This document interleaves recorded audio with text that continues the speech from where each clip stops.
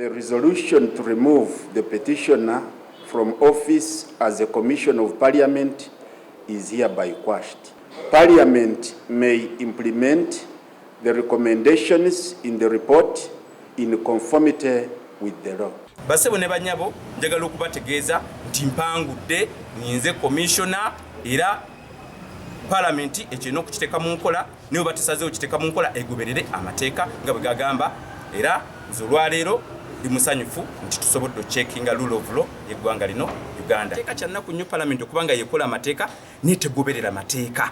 Olwaleero omusango guno nze gwe nkirabamu olwaleero nti at least bannayuganda ekyo bakyerabiddeko n'amaaso gaabwe ffe kye tufunyeemu olwaleero wano kyensonga okubanga nfunyeemu era tenga commission enosasula ssente zonna ze tusaasaanyiza wano era ngenda kukolagana ne balooya bange okulaba nga ssente ezo tusobola okulaba nga tuzibalirira ziveyo bulungi nnyo azisasule nga bwe zirina okuba nga zikolebwa. Download the app on App Store or Google Play Store now. Vision Digital Experience, the future of media.